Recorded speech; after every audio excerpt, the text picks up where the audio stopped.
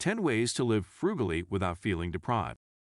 Living frugally doesn't mean what it used to. You don't have to give up your favorite clothes, dishes, or car. You can still buy organic food and go out to eat without the guilt of feeling like a hypocrite. In today's marketplace, the biggest expense is now food. That's not to say that clothes, cars, or other big-ticket items aren't important. However, if you want to get by on less money in your budget, you need to spend less on food. Living frugally means knowing which foods are more expensive and eating those instead of the cheaper options. Here are 10 ways to live frugally without feeling deprived. Number 1. Never shop on an empty stomach. If you go to the store hungry, you'll buy things that are easy to prepare, cheap, but not necessarily healthy.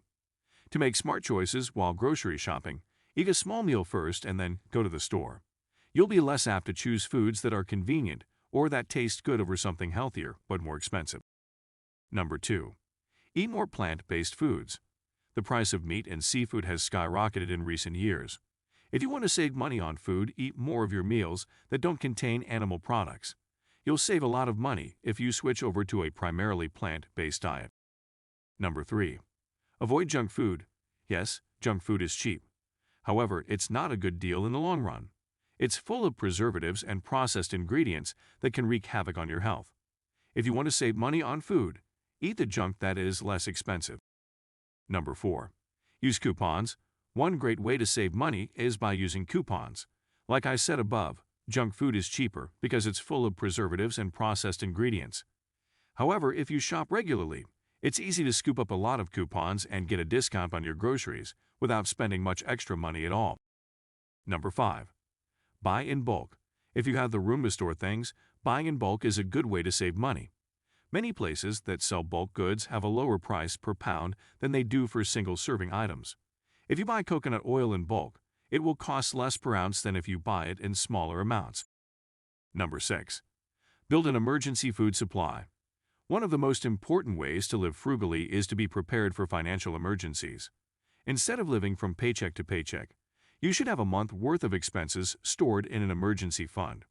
You can store your extra money in cash or in an emergency food supply, which will allow you to eat even if something happens that prevents you from doing so for a while. Number 7. Know how to meal plan. You might not realize it, but meal planning is one of the most important ways to save money on food. You can save a lot of money by planning ahead and cooking one big meal that lasts for several days. The reason this works is that it prevents you from eating out, which is the most expensive way to eat. Number 8. Use your leftovers. Making a big meal on Sunday and saving your leftovers for other meals during the week is another great way to save money on food.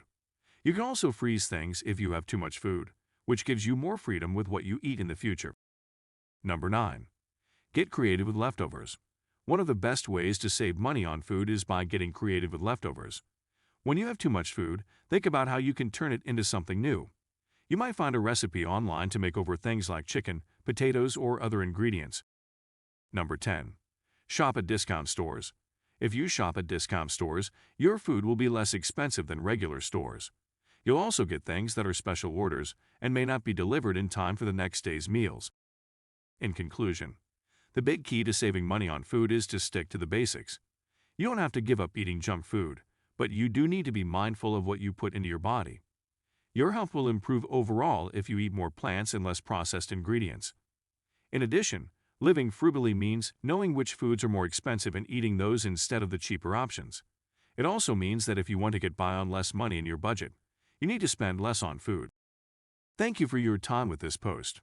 Please share this podcast with your friends, and we'd love to hear that you'll be here next time.